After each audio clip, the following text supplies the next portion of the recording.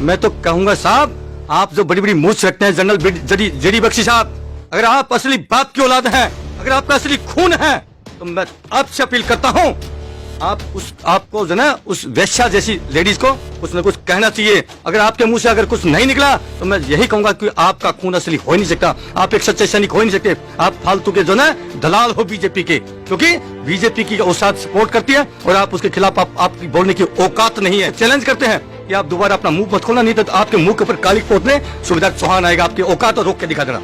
रास्ते में श्री राम राम राम राम राम करके ये कहीं न कहीं मेरे प्यारे देशवासियों को श्री राम के नाम पर ठग रहे हैं। ऐसे 2 कौड़ी के आदमी संजय निषाद जैसे, मुझे तो लगता नहीं ये एक बाप की औलाद होगा, हो ही नहीं सकता एक बाप की औलाद। ऐसे गंदे खून की पैदाइश को आप लोग निकाल के फेंकिए, ये बहुत गंदा, इसने एक चरित्र के ऊपर दाग लगाया। ये श्री राम का जो नारा लगा रहे हैं, ये कहीं न कहीं दोगले चरित्र के हैं बीजेपी भी, मुझे कहने में कोई संकोच नहीं है, मुझे कोई गुरेज नहीं है। आपके अंदर भी अगर असली खून होगा मेरे प्यारे सैनिक भाइयों, आग लगा लो, आप देखिए। और ऐसी वैश्या जैसी एक औरत को और आज बीजेपी पद्मश्री से अवार्ड दे रही है। उनको क्या पता था एक 2 कौड़ी की तुम जो पैदा कर रहे हो लड़की, ये जाकर के ठुमके मारने वाली और एक वैश्या का काम करने वाली जो है, इस प्रकार के उन शहीदों को इतना अपमानित करेगी। और हम यकीन दिलाते हैं अपने प्यारे वतनवासियों को, आज मेरा देश बारूद के ढेर पर खड़ा है साहब, मेरा देश बारूद के ढेर पर है। थोड़ी सी चिंगारी लगेगी, इस देश के अंदर कत्लेआम हो जाएगा, इस देश का एक हरामजादा नेता नहीं मरेगा। मेरे देश के अंदर मेरे आम आदमी, मेरे भाई, वो कट के मर जाएंगे। इस देश को टुकड़े टुकड़ों में तोड़ दिया इन गद्दारों ने, भाई से भाई का दुश्मन बना दिया। ऐसे ही अखंड भारत बनेगा मेरा। देखिए सर, हम लोग सैनिक हैं, सैनिक की कोई जात धर्म नहीं होता। जब हम सीमाओं पर होते हैं तो वहाँ पर एक मोर्चे पर मेरा हिंदू सिपाही होता है, एक मोर्चे पर मेरा मुसलमान सिपाही होता है। लेकिन बड़े दुर्भाग्य से कहना पड़ रहा है, आज जिस प्रकार से वर्तमान में हमारे देश की सरकार चल रही है, इन्होंने इतना जहर घोल दिया, इतना जहर घोल दिया कि हमारी छाती भर चुकी है। कहीं न कहीं एक बदलाव ये देश मांग रहा है। इस मिट्टी पे ही हमारे मुसलमान भाई रहेंगे, इसी पे हिंदू भी रहेंगे, सिख भी रहेंगे, ईसाई रहेंगे। लेकिन जो एक नफरतों की इन्होंने चिंगारी लगाई है, इसको हम सब बुझा के ही हम दम लेंगे। फौजी हैं, अल्ताफ का जो मैटर जो मुझे सामने आया है और मुझे पता चला है कि जिस प्रकार से 2-2.5 फीट की ऊंचाई पर एक नलके का जो है टैप था, उसके ऊपर कोई बंदा 6 फुट का कोई बच्चा का कोई फांसी खा सकता है? तो कहीं कहीं बहुत ही शर्मनाक बात है। इस वर्तमान सरकार को अगर कहीं चुल्लू भर पानी मिल जाए तो इसको डूब के मर जाना चाहिए। ये देश पूरे इन वीरों का देश है, उसमें हिंदू, मुस्लिम, सिख, ईसाइयों ने मिलकर के देश की आजादी की जंग लड़ी थी। दूसरा सर, मैं सवाल करना चाहता हूं कि राम को लेकर, भगवान श्री राम को लेकर एक बड़ा विवादित बयान दिया गया है। संजय निषाद जी, जो निषाद पार्टी के अध्यक्ष भी हैं और भाजपा से अलायंस, उन्होंने कहा कि जो है श्री राम जो अपने दशरथ की औलादी नहीं, अपने बाप का औलादी नहीं, इस तरह की टिप्पणियां लगातार आ रही हैं। सर, उसको कैसे देख रहे हैं? बहुत पीड़ा की बात है साहब। जो मर्यादा पुरुषोत्तम श्री राम, जो इस देश के आइकन थे, ऐसे ऐसे लोगों के ऊपर, ऐसे 2 कौड़ी के आदमी संजय निषाद जैसे, मुझे तो लगता नहीं ये एक बाप की औलाद होगा, हो ही नहीं सकता एक बाप की औलाद। जो कि मैं निषाद कौम के खिलाफ नहीं हूँ, निषाद कौम जो है मर्द कौम है और उन्होंने श्री राम का जो है पूरा सहयोग दिया था, कंधे से कंधा मिला के उनकी नैया केवट जो है उसका साथ दिया था। लेकिन आज उसी समाज के अंदर एक कीड़ा, एक जो है ऐसा वैश्या जो टाइप का जो है व्यक्ति पैदा होगा, पूरे समाज को जो कलंकित कर रहा है। मैं तो अपने निषाद भाई हैं जितने भी पूरे देश में, उत्तर प्रदेश में, मैं उनसे सभी से हाथ जोड़ के प्रार्थना करता हूँ, ऐसे गंदे खून की पैदाइश को आप लोग निकाल के फेंकिए। ये बहुत गंदा, इसने एक चरित्र के ऊपर दाग लगाया इन अपने निषाद भाइयों के ऊपर। मैं अपील करूंगा अपने निषाद भाइयों से, हे मेरे प्यारे वीरों, सोचना है इस संजय निषाद जैसे कीड़े को अपनी उसके से निकाल के फेंकिए, ये आपकी बिरादरी को कलंकित करेगा नहीं तो। लेकिन सर, नरेंद्र मोदी जो लगातार श्री राम पर राजनीति करते आए हैं, चंदा, अयोध्या मामला हो, श्री राम जी की जन्मभूमि का मामला हो, उस पर अभी तक कोई टिप्पणी नहीं किया उन्होंने। जबकि अलायंस में निषाद पार्टी और भाजपा एक साथ जुड़कर जो है यूपी में चुनाव भी लड़ रही है, अभी तक किसी ने कोई टिप्पणी नहीं की। क्या ये कहा जा रहा है लोगों के द्वारा कि नरेंद्र मोदी ने उनको कहा इस तरह का बयान देने के लिए?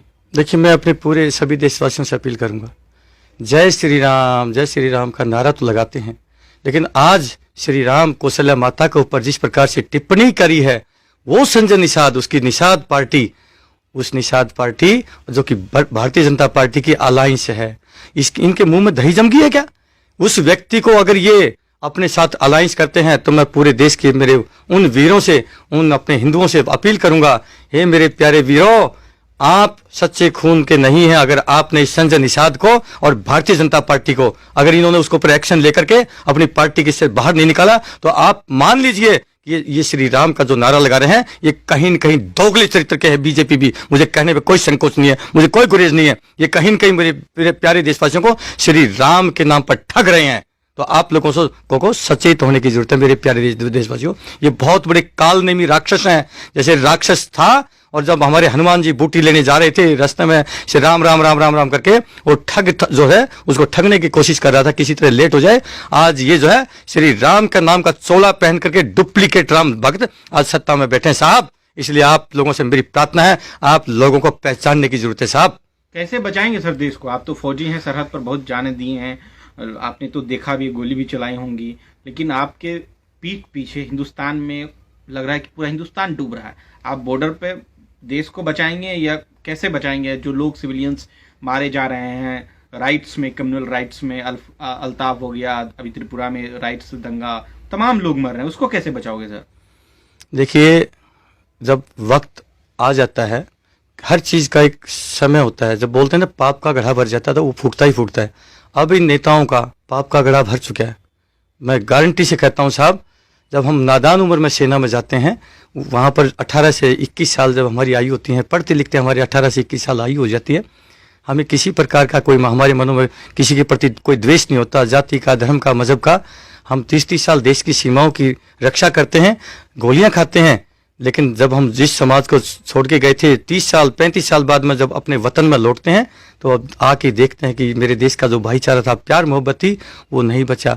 हमारी छाती में सब आग लगी पड़ी। मैं ईमानदारी से कहता हूं, इन हरामखोर नेताओं ने इस देश का भाईचारा खा लिया। और हम यकीन दिलाते हैं अपने प्यारे वतनवासियों को, आज मेरा देश बारूद के ढेर पर खड़ा है साहब, मेरा देश बारूद के ढेर पर है। छोटी सी चिंगारी लगेगी, इस देश के अंदर कत्लेआम हो जाएगा। इस देश का एक हरामजादा नेता नहीं मरेगा। मेरे देश के अंदर मेरे आम आदमी, मेरे भाई, वो कट के मर जाएंगे। इसलिए मैं प्रार्थना करता हूं, हे मेरे प्यारे देशवासियों, इन गद्दारों को, इन नीच नेताओं को पहचानना है, और इस प्यारे वतन को, जो हमारे देश के अंदर जो अमन चैनों से जो ये रहा है, आज उसी मुकाम पर हमें लेके जाना है। मैं सभी से प्रार्थना करता हूं, ये फौजी भाई, ये आपका फौजी बेटा आपसे अपील करता है, ये वतन, ये उन वीरों का सपना है जिन्होंने हंसते हंसते अपने प्राणों के जो है दान दे दिए। 22-22 साल के उन नौजवान बच्चों ने हंसते हंसते फांसी का फंदा चूम लिया। उन शहीदों के सपनों का भारत, ये आपके फौजी भाई, जहां पर सारी फौजी भाई उसको लेकर के आएंगे, जहां पर सारी व्यवस्थाएं फेल हो जाती हैं इस देश के अंदर। याद करिए, जहां पर भूकंप हो, कोई प्राकृतिक आपदा हो, चाहे उसमें भूकंप हो, बाढ़ हो, दंगा हो, आगजनी हो, या कोई अन्य टेररिस्ट एक्ट घटना हो जाए, और जहां पर सारी व्यवस्थाएं अस्त व्यस्त हो जाती हैं, वहां पर सिर्फ एक विकल्प बचता है, वो हमारी देश की सेना है। और जब मेरे देश की सेना वहां पर मोर्चा संभाल लेती है उस आपदा के अंदर, तो पूरा देश संतुष्ट हो जाता है कि अब मेरे फौजी भाई आगे जरूर इस आपदा से जो है निजात दिलाएंगे। इसलिए मैं कहूंगा कि आप अपने फौजी भाइयों पर, अपने फौजी वीरों पर आप विश्वास करिए। आ चुके हैं मैदान जंग में, ये आपके फौजी बेटे, आपके फौजी भाई। फौजी कभी देश का सिर नहीं झुकने देता, ये फौजी कभी देश का अपमान नहीं होने देता। अब वक्त आ चुका है, हमारी कोई औकात नहीं थी, कि हमारे मन में कभी नेता बनने की कोई शौक नहीं था, और ना ही कभी ऐसा सोचा था, लेकिन ये माँ भारती हमें पुकार रही है। ये माँ भारती आज लाला हित है, उसने हमें पुकारा है, मेरे प्यारे सैनिक भाइयों, आइए मुझे बचाइए इन राक्षस रूपी और भस्मासुरी रूपी नेताओं से। सर, कंगना रनौत ने जो है एक बयान दिया है कि 1947 जो है वो आज़ादी भीख में मांगी गई है। असली आज़ादी तो 2014 में नरेंद्र मोदी के आने के बाद मिली है। सर, उसको कैसे देख रहे हो? आपकी बलिदान तो खाली हो गई, आप फालतू में बॉर्डर पर जान दे रहे थे। सर भाई साहब, बड़ी पीड़ा है, इस देश के अंदर ऐसे ऐसे लोग पैदा हो गए। मतलब आप पूरा देश उन वीरों को आज भी जो है टी शर्ट पहन के, भगत सिंह, सुखदेव, राजगुरु, मंगल पांडे, अशफाकुल्ला खान, हमारे और आज़ादी के क्रांतिवीर हमारे नेताजी सुभाष चंद्र बोस, ऐसे ऐसे वीरों का बलिदान आज उस 2 कौड़ी की कंगना रनौत ने उसको ऐसे बोल दिया। मैं तो कहता हूं, मैं उस माता पिता को तो नहीं कहूंगा, क्योंकि उसका क्या दोष है उस माता पिता का जिसकी कोख से ऐसी वैश्या जैसी कोई लड़की पैदा हुई। उनका कोई दोष नहीं है। उनको क्या पता था एक 2 कौड़ी की तुम जो पैदा कर रहे हो लड़की, ये जाकर के ठुमके मारने वाली और एक वैश्या का काम करने वाली जो है, इस प्रकार के उन शहीदों को इतना अपमानित करेगी। मैं पूरे देश के अपने उन सैनिकों से कहता हूं जो सर्विस में खड़े हुए हैं, आपके अंदर भी अगर असली खून होगा मेरे प्यारे सैनिक भाइयों, आग लगा लो आप देखिए, और ऐसी वैश्या जैसी एक औरत को और आज बीजेपी पद्मश्री से अवार्ड दे रही है और बीजेपी के मुंह में आज दही जम गई। मैं तो ये भी कहूंगा हमारे अपने जनरल जेडी बख्शी साहब, मैं बड़ा सम्मान करता हूं अपने अधिकारियों का। जनरल जेडी बख्शी के जब मुंह से मैं सुनता था कि आजादी हमें ऐसे ही नहीं मिली, भीख में नहीं मिली, उन वीरों को आईएनए फौज का भी जिक्र करते हैं।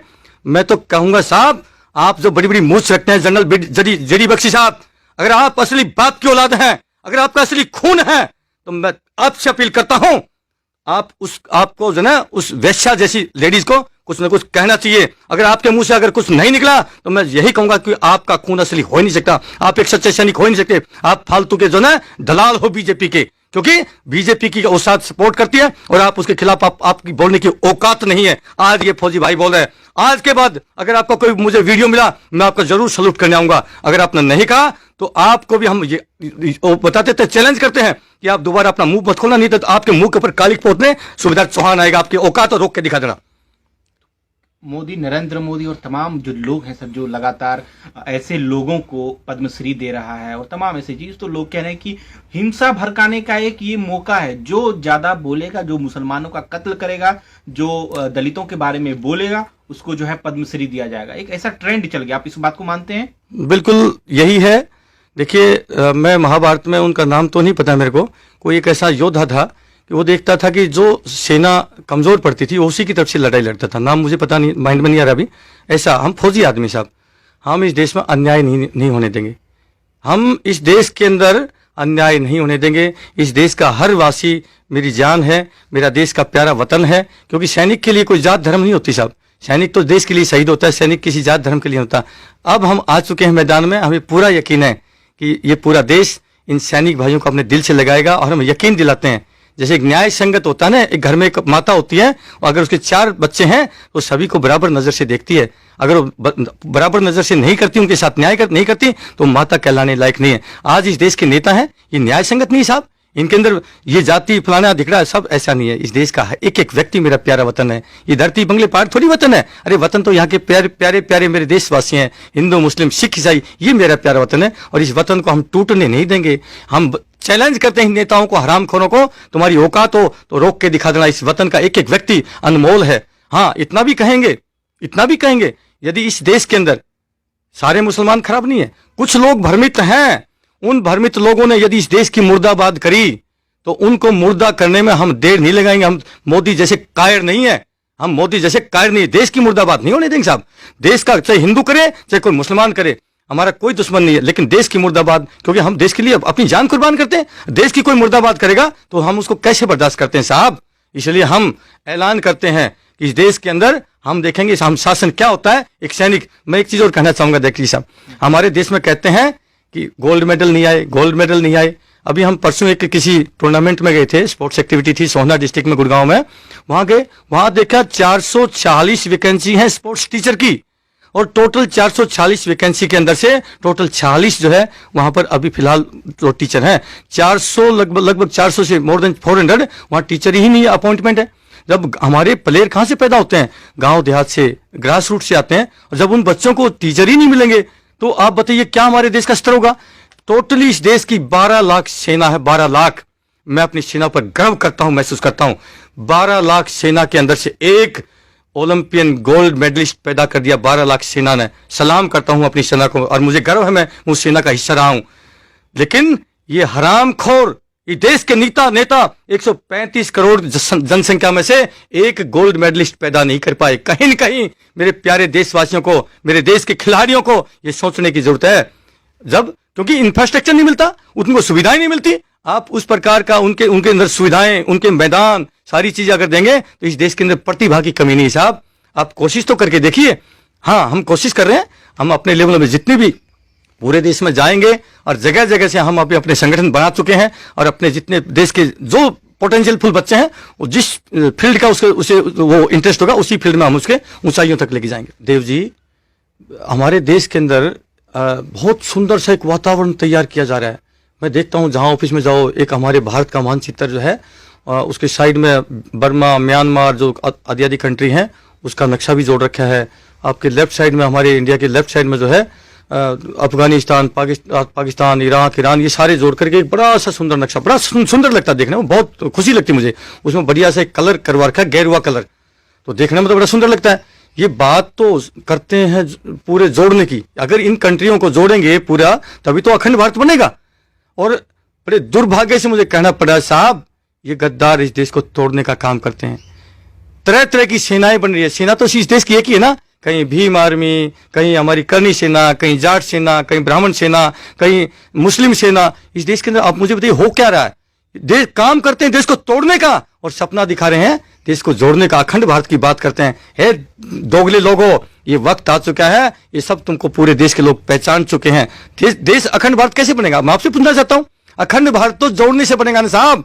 इस देश को टुकड़े टुकड़ों में तोड़ दिया इन गद्दारों ने, भाई से भाई का दुश्मन बना दिया, ऐसे ही अखंड भारत बनेगा मेरा। इसलिए मैं आप देशवासियों से अपील करता हूं, प्यारे देशवासियों, पहचानो इन काल रूपी कालनेमी राक्षसों को, इन गद्दारों को सबक सिखाने का वक्त आ चुका है। ये झूठा पाखंड करके अखंड भारत को दिखा रहे हैं, ये टोटली जो है। अब इन लोगों को यहां से नेता भगाओ और फौजी लाओ वाली भाई भाषा कर लो मेरे दोस्तों, प्यारे वतनवासियों। जय हिंद, जय भारत, वंदे मातरम।